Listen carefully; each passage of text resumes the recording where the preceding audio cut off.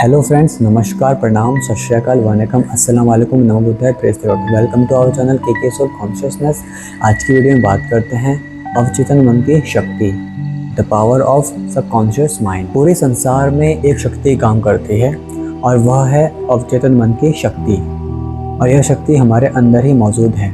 जब हम अपनी इस शक्ति का उपयोग करना सीख जाएंगे तो हमारे जीवन में चमत्कार होना शुरू हो जाते हैं। जो हम पाना चाहते हैं वो हम पा लेते हैं।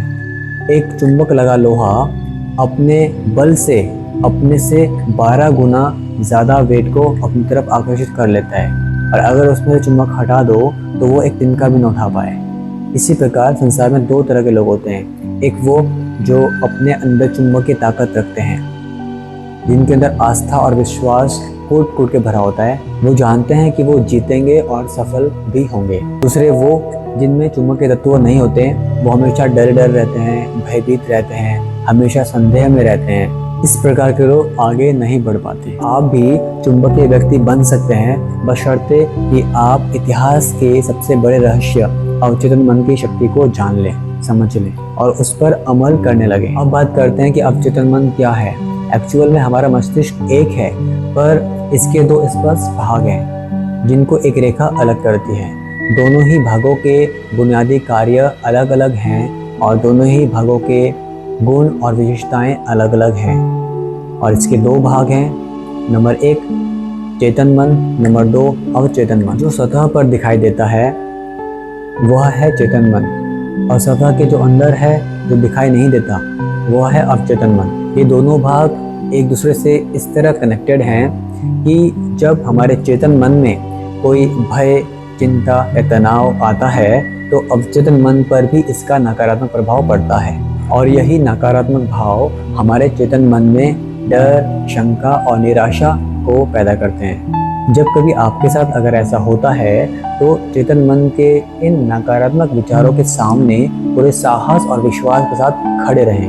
अपने मन से कहें कि मैं पूर्ण नियंत्रण में हूँ और मैं ये कार्य कर सकता हूँ। I am in full control, I can do this work. जब हम अपने चेतन मन को इस तरह आदेश देते हैं तो हमारा अवचेतन मन भी शांति से और सद्भाव से भर जाता है, और हमारे अंदर जोश, उत्साह और शक्ति आ जाती है, और हमको फिर अच्छे ही परिणाम मिलते हैं। हमारा ये मस्तिष्क एक बगीचे की तरह है और हम इसके मालिक हैं। अब इस बगीचे में कौन सा फल उगाना है ऑब्वियसली हम पे निर्भर है। जो बीज हम डालेंगे वही फल हम पाएंगे, तो इसलिए अच्छे ही बीज डालें ताकि फल अच्छा हो। इसलिए अपने मस्तिष्क में, अपने मन में अच्छे विचार को ही पैदा करें ताकि उनके रिजल्ट अच्छे हों। हम अपने मन में भिन्न भिन्न विचारों के बीज बोते रहते हैं, और ये जो विचार हैं ये आते हैं हमारी आदतों से, तो अपनी आदत को सुधारें। अगर कांटे बोते हैं तो फिर फल की उम्मीद नहीं कर सकते, कांटे बोएंगे तो कांटे ही मिलते हैं। अब बात करते हैं कि हमको अपने चेतन मन में हमेशा अच्छे ही विचार क्यों सोचना चाहिए। क्योंकि हमारा अवचेतन मन सही और गलत में फ़र्क नहीं कर पाता।